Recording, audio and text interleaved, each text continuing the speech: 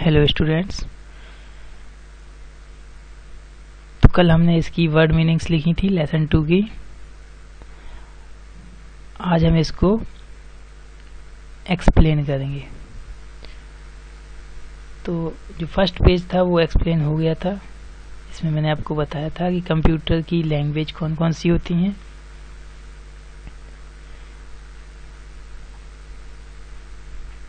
तो सबसे पहले हम डिस्कस करेंगे मशीन लैंग्वेज को। ओके। तो जो मशीन लैंग्वेज होती है इसका दूसरा नाम होता है बाइनरी लैंग्वेज। बाइनरी लैंग्वेज इसका भी कुछ मतलब होता है। बाइनरी, बाई मीन्स होता है 2, नरी मीन्स होता है नंबर्स, यानी कि ऐसी लैंग्वेज जिसमें सिर्फ 2 नंबर्स यूज किए जाते हैं, 0 एंड 1। तो इसी को हम बाइनरी लैंग्वेज भी कहते हैं। ओके। तो किसी भी कंप्यूटर में जब हम कोई चीज़ सेव रखते हैं, जैसे हमने कोई इमेज या कोई वीडियो या कोई म्यूजिक, MP3 फाइल, कुछ भी हम जब उसमें कंप्यूटर के अंदर सेव करते हैं तो वो बाइनरी डिजिट्स में ही सेव होती है। ओके। कोई भी इंफॉर्मेशन हो वो बाइनरी डिजिट में अपने आप कन्वर्ट हो जाती है, वो सेव हो जाती है।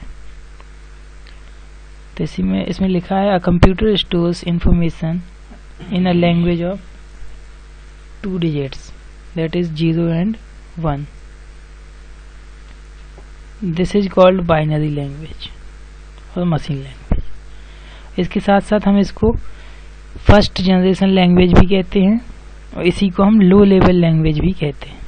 तो इसके 4 नाम हैं: binary language, machine language, low level language या first generation language. The digit 0 represent the absence of a signal while the digit 1 represent a signal. यानी कि 0 मीन्स होता है कि इसके जो सिग्नल्स होते हैं, इलेक्ट्रॉनिक सिग्नल्स, वो प्रेजेंट है। 0 से होता है कि प्रेजेंट, वो सिग्नल प्रेजेंट नहीं है, एंड 1 मीन्स होता है सिग्नल इज प्रेजेंट। या इसको हम ऑन और ऑफ भी बोल सकते हैं, यानी कि 0 means off and 1 means on. Okay. Whatever instructions you give to the computer they are converted into machine language. हम कुछ भी इंस्ट्रक्शंस देते हैं कंप्यूटर को, जब भी हम कोई टाइपिंग का वर्क करते हैं या कुछ भी करते हैं कंप्यूटर पे, तो ऑटोमेटिक मशीन लैंग्वेज में कन्वर्ट हो जाता है और कंप्यूटर में सेव हो जाता है। This is the only language which can be directly understood by the computer. यानी कि ये सिर्फ एक ऐसी लैंग्वेज है जो कि कंप्यूटर डायरेक्ट समझ लेता है इसको। ठीक है। यानी ये कंप्यूटर की अपनी लैंग्वेज है, वो उसको इजीली समझ लेता है, डायरेक्टली समझ लेता है। A machine language program written on one computer may or may not run on another computer। तो इसका मतलब है, इस लाइन का मतलब है कि कंप्यूटर, अगर हमने एक कंप्यूटर पे कुछ बाइनरी नंबर्स लिखे हैं तो हो सकता है कि वो दूसरे कंप्यूटर पे ना चलें। ठीक है। Machine language is also known as the low level language. ठीक है। तो ये मशीन लैंग्वेज थी।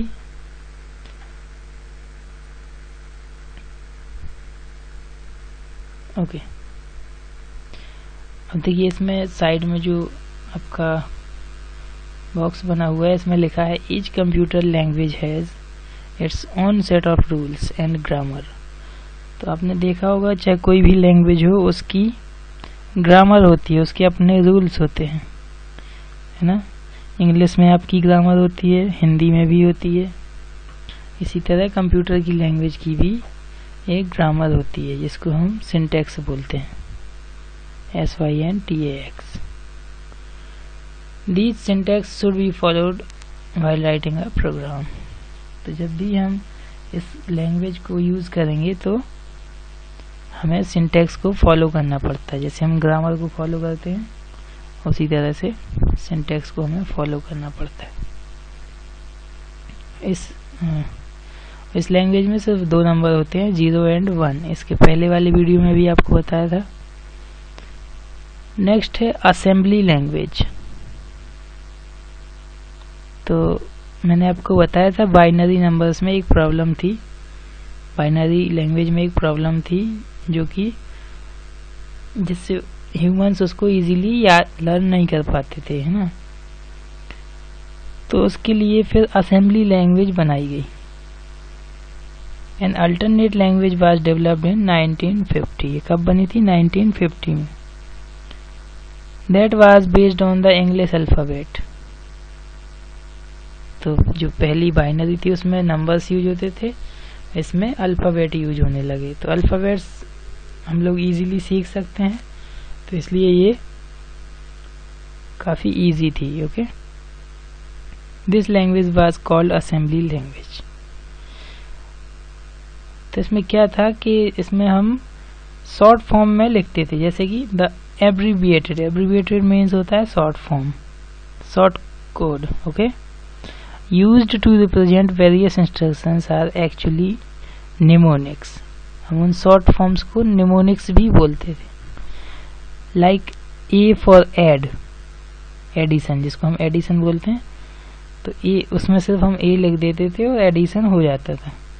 सी for compare, MP for multiply, etcetera. तो ये शॉर्ट फॉर्म हम यूज करते थे। अगर मल्टीप्लाई करना है तो हम क्या लिखते थे उसमें? MP, 2MP3, यानी कि 2 × 3। तो वो क्या लैंग्वेज थी? Assembly language.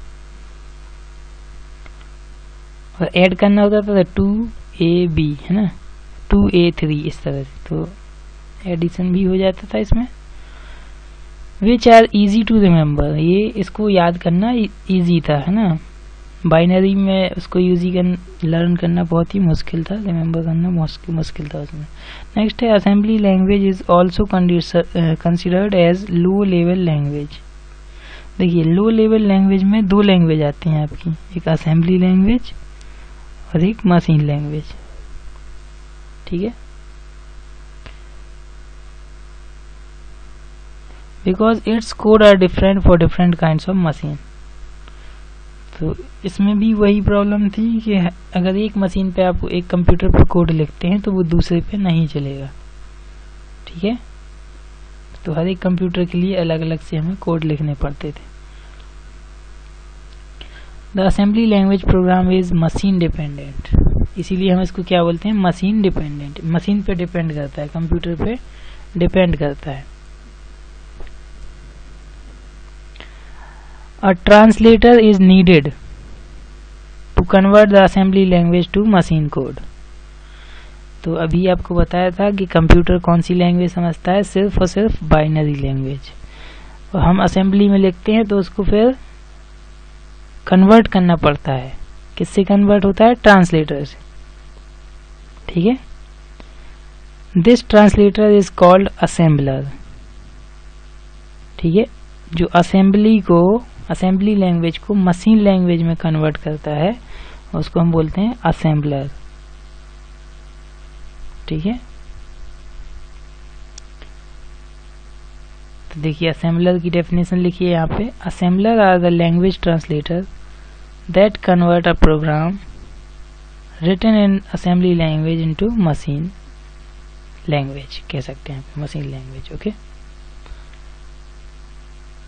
तो आज हमने सीखा मशीन लैंग्वेज और असेंबली लैंग्वेज। अगर इनके बारे में कोई आपको क्वेश्चन पूछना है तो व्हाट्सएप पे मैसेज करके पूछ सकते हैं। ठीक है, और इसके आगे हम कल करेंगे, हाई लेवल लैंग्वेज हम कल करेंगे। ठीक है students, thank you, have a nice day.